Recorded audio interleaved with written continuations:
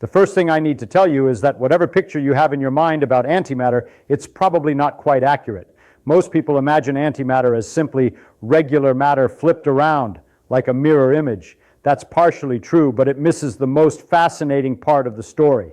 The tale of antimatter is not just about particles and charge. It's one of the most beautiful and surprising stories in all of physics. And the way it was discovered is almost poetic. It wasn't stumbled upon in a lab with a weird machine or an unexpected experiment.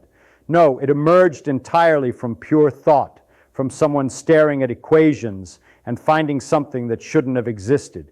The story begins with a brilliant physicist named Paul Dirac. In the late 1920s, physicists already had two revolutionary frameworks: quantum mechanics, which described the strange and probabilistic behavior of subatomic particles, and Einstein's theory of relativity, which showed that energy, mass, and motion are deeply connected. Dirac wanted to create an equation for electrons that fully respected both frameworks. He wanted something elegant, simple, and beautiful, an equation that could describe the electron completely, obeying the rules of quantum mechanics while being consistent with relativity. Dirac worked tirelessly and eventually wrote down what he believed was the simplest and most beautiful equation describing electrons. It was an elegant mathematical structure, and it worked extraordinarily well in many respects. But then he noticed something very strange. The equation had solutions that seemed impossible. Some solutions implied that electrons could have negative energy. At first glance, this makes no sense at all. What is an electron with negative energy? How could that exist in nature? For most scientists, these solutions would have been discarded as mathematical nonsense, an error, a quirk of the equation to be ignored. Dirac, however, took these nonsense solutions seriously. He asked a bold question. What if these solutions are trying to tell us something? What if nature really does use these strange possibilities, and we just haven't seen them yet? Following the logic of the math, he proposed something revolutionary. For every electron, there must exist a particle that is exactly like it in every way. Same mass, same behavior, but with the opposite electric charge. The electron is negative. Its counterpart would be positive. He called it the anti-electron. Today we know it as the positron. For several years, this prediction remained entirely theoretical. Then in the early 1930s, an experimental physicist named Carl Anderson was studying cosmic rays, particles that constantly bombard Earth from outer space. One day, Anderson noticed something extraordinary. A particle appeared in his detector that curved in a magnetic field the wrong way for an electron. It had the exact mass of an electron, but instead of being negatively charged, it behaved as if it were positive. The positron was real.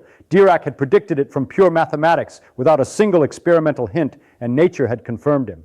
The discovery of the positron opened the door to a remarkable realization. If the electron has an antiparticle, what about other particles? What about the proton? The proton is positively charged, so its antiparticle, the antiproton, would be negatively charged. That seems straightforward.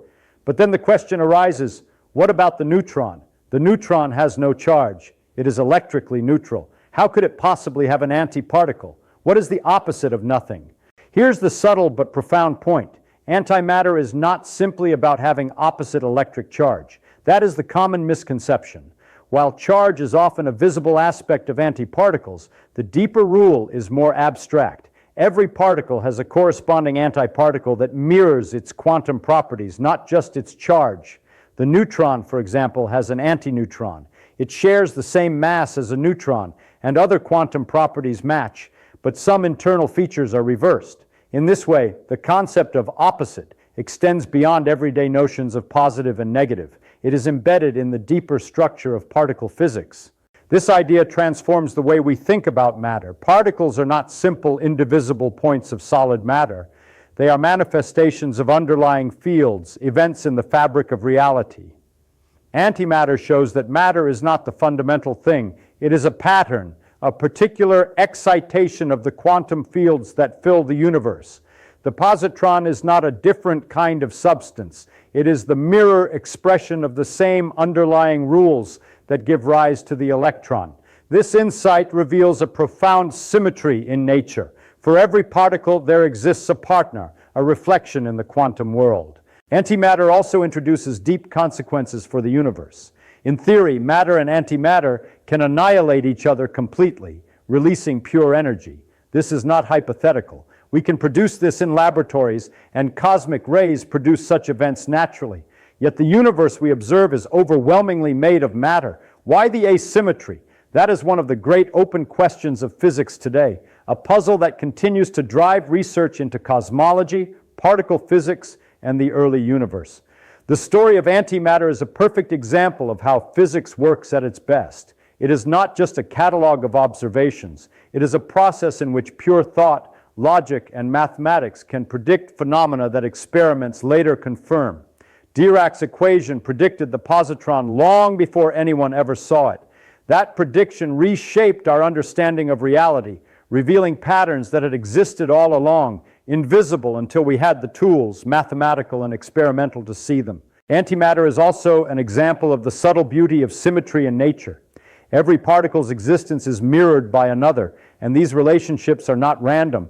They are deeply woven into the structure of the universe. Observing and understanding these symmetries allows physicists to explore the deepest laws of nature, from the tiniest particles to the vastness of the cosmos. In short, antimatter is not just mirror matter. It is a doorway to understanding the fundamental architecture of reality.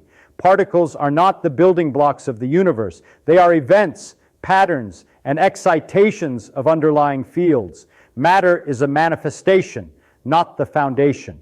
The positron is a demonstration that nature sometimes hides profound truths in plain sight, waiting for someone clever enough to see them in the equations. And the story continues. Every new particle, every symmetry, every anomaly pushes us closer to understanding the elegant, often counterintuitive, but breathtakingly beautiful rules that govern everything in the cosmos. The antiparticle has a whole set of properties that are opposite. There are other characteristics that particles carry besides electrical charge. And when you flip all of those, you get the antiparticle. So yes, there is an antineutron, and the difference is easy to see. You put two neutrons together, nothing special happens. They just stay there being two neutrons. But you put a neutron and an antineutron together. They annihilate each other, big explosion of energy. Gamma rays, meson, all kinds of things come flying out. Now, when matter meets antimatter, they do not just react like chemicals mixing together. They annihilate. The particles destroy each other completely. All of their mass, 100% of it, converts directly into energy, into light. Think about that. When you burn wood, a tiny fraction of the mass becomes energy. Most of the stuff is still there as ash and smoke. When a nuclear reaction happens, maybe 1% of the mass becomes energy. But matter and antimatter, everything, the whole thing gone, transformed into pure light. And this is not some theoretical idea. This happens in laboratories. You can make positrons. You can see them. You can watch them curve the wrong way between metal plates. And then you watch a positron bump into an electron, and both of them disappear. Two gamma rays come out carrying all the energy that used to be the mass of those two particles. It is directly observed easily in the laboratory. Now let me tell you how we really think about this, because so far everything sounds reasonable. Strange but reasonable. Opposite particles that annihilate when they meet. Fine. But there is a deeper way to understand what a positron actually is, and it comes from looking carefully at the mathematics. When we calculate what happens with electrons, we draw little diagrams, pictures. Space goes one direction, time goes another direction, and usually we put time going upward, and we draw lines to represent particles moving through space and time. Now there is a mathematical function that tells us the amplitude for an electron to go from one point to another. Let us call 1.5 and another 6. The function tells us the amplitude for the electron to go from pos to 6. If 6 is later in time than 5, everything is normal. The electron goes forward in time. That is what we expect. But what if 6 is earlier than 5? You would hope the mathematics gives 0. You would hope there is no amplitude for an electron to go backward in time. That would be sensible. That would be comfortable. But it is not 0. The mathematics says there is an amplitude for this. And when you look at what this backward going section is like, something very interesting happens. You see the electron carries a charge, and we put arrows on the lines to remember which way it is going. Normally the arrow points forward in time, but in this case the arrow is going the wrong way. And this section going backward in time, it has almost all the same properties as an electron. Same mass, Same interactions with light, but it curves the wrong way in a magnetic field. It behaves like it has a positive charge. It is just like an electron, except it is positively charged. It is called a positron, and it really exists. So you see, a positron is not just some separate particle that happens to be opposite to an electron. From this way of looking at it, a positron is what an electron looks like when it is going backward in time. Now let me show you what this means. Imagine an electron moving along through space and time, going forward, doing its thing. Then at some point it interacts with light, with photons, and something happens. It starts going backward in time. That section going backward, it looks to us like a positron going forward because we see time flowing in one direction. Then later, this backward going section interacts with more light and turns around again. Now it is going forward in time, looking like an electron again. What do we see? We are sitting here watching time go forward like sensible people. What do we observe? We see light come in, and suddenly two particles appear that were not there before. An electron and a positron. They exist for a while. Then they come together, annihilate each other, and produce light again. But from the mathematics, there is really just one line going forward, then backward, then forward. Now I want to be very clear about something. This is not philosophy. This is not just a way of talking about it. This is how the calculations actually work. When you compute probabilities using this picture, you get exactly the right answers. The experiments confirm it. So it turns out that for every particle in nature, there is an antiparticle, and they are connected through this mathematics of going forward and backward in time. Antiroton exist, and a proton and an antiproton can come together and annihilate each other just like the electron and positron. Now here's something practical. When a positron is actually made in the laboratory on Earth, it does not go very far before it disappears. Why? Because the world is full of electrons. The walls are made of atoms, and atoms have electrons in them. So the positron wanders around, bumps into an electron, and they annihilate. Gone. 2 gamma rays come out. But if you are clever, you can keep them. You can make positrons go around in a circle using a magnetic field. Keep them away from the walls. Do not let them touch any electrons. And they stay. They stay. And they stay. And they stay for days going around in a circle untouched by human hands. In fact, we do experiments by speeding up positrons going around in a circle to very high energy and making electrons go in a circle in the opposite direction, and we look at what happens when they collide with each other. New particles come out. It is one way we discover things. So there is nothing different about a positron than an electron. They are completely symmetrical. Same mass, same behavior, except for history, except for the fact that our laboratory, our world, has a lot more electrons than positrons. We have an excess of electrons. Why? Nobody knows. Now, let me tell you more about what actually happens when matter and antimatter meet. Because this annihilation business is very interesting. When an electron and a positron come together, they annihilate and produce 2 photons, 2 gamma rays, light.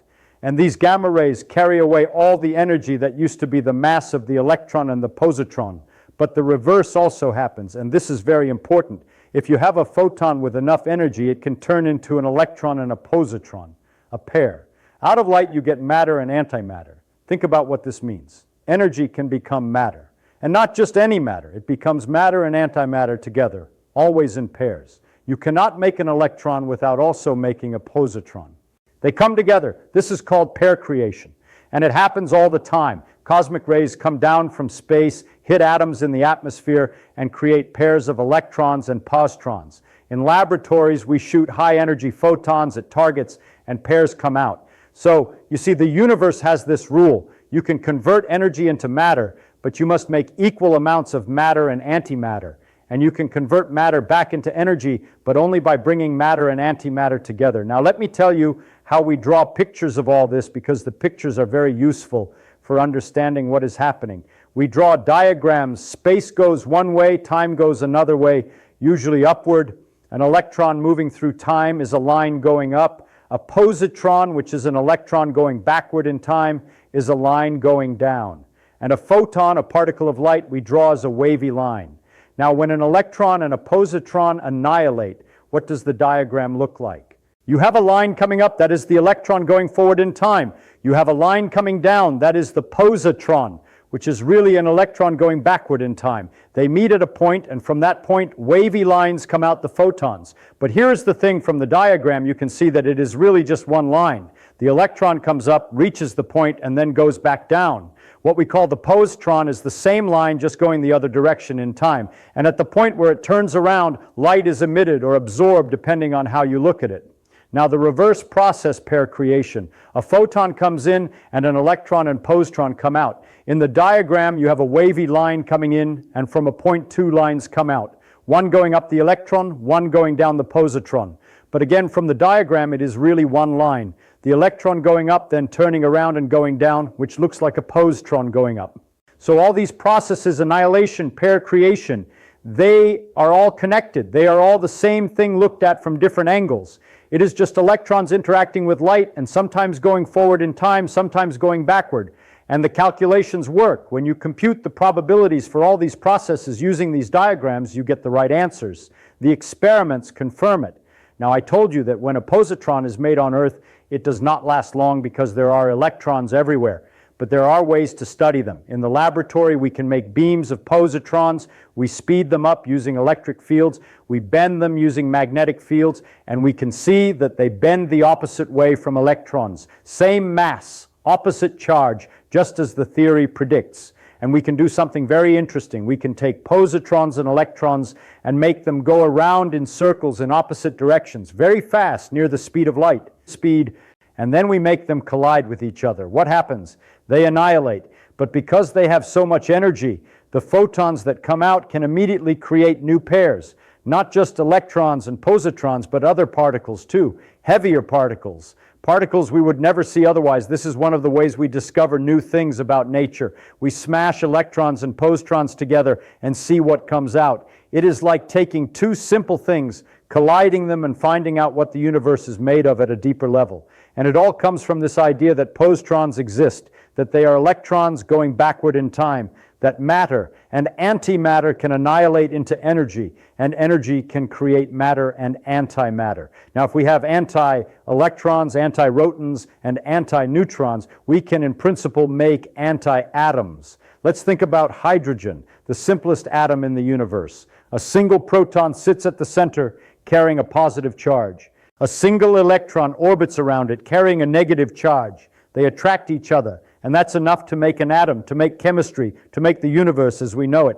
It's elegant in its simplicity. Now imagine antihydrogen. At its core is an antiproton, carrying a negative charge instead of positive. Orbiting it is a positron, a positively charged counterpart to the electron. They attract just like regular hydrogen. The masses are identical, the forces are identical, the rules are identical. In fact, if you studied the light emitted by an antihydrogen atom, it would be exactly the same as the light from ordinary hydrogen. There would be no visual clue to distinguish the two. Extend this idea further. A whole world made of antimatter, antihydrogen, anti-carbon, antioxygen would function just like our own. Anti-chemistry would obey the same principles as chemistry. Anti-biology would evolve just as biology does. Anti-people would live their lives, think their thoughts, feel their joys, and never suspect they were composed of opposite matter. The only time they would notice anything unusual is if they came into contact with regular matter. Then, in a flash, annihilation would occur, and both types of matter would convert into energy. This symmetry raises a profound question. If matter and antimatter behave identically, then at the beginning of the universe there should have been equal amounts of both. Every process that creates matter should create antimatter as well. But look around. Our planet, our sun, our galaxy, the entire observable universe, everything we can see is made of matter. Where is the antimatter? Where are the anti-galaxies, the anti-stars, the anti-planets? Some scientists hypothesize that perhaps there are regions of the universe made entirely of antimatter so far away that we cannot see them. After all, the light emitted by antimatter would look identical to the light from ordinary matter. In theory, anti-galaxies could exist undetected at vast distances. But there is a major problem with this idea. Where regions of matter and antimatter meet, annihilation should occur. Matter and antimatter destroy each other, releasing enormous bursts of energy in the form of gamma rays. If there were significant quantities of antimatter near ordinary matter, we should detect these high-energy gamma-ray signatures at the boundaries. But when we look at the sky with gamma-ray telescopes, we don't see this. The universe appears overwhelmingly dominated by matter. The antimatter seems to be missing entirely. This observation leads to one of the great unsolved mysteries in physics. Why is the universe made mostly of matter? If the laws of physics are fundamentally symmetric, if every process that creates matter also creates antimatter, then why did the balance tip in favor of matter? There must have been some tiny asymmetry, some subtle difference in the fundamental laws that we still do not fully understand. Something in the earliest moments of the cosmos caused slightly more matter to exist than antimatter. And what happened next is astonishing to consider. As matter and antimatter interacted, almost everything annihilated, converting into light and energy. But that tiny excess of matter, the fraction that outnumbered antimatter, remained. That small leftover is what makes up the entire observable universe today. Every star, every planet, every person, every galaxy, you, me, the Earth itself is part of that leftover fraction. We are the residue of a cosmic imbalance, the remnants that survived the great annihilation in the moments after the Big Bang. The scale of this is breathtaking.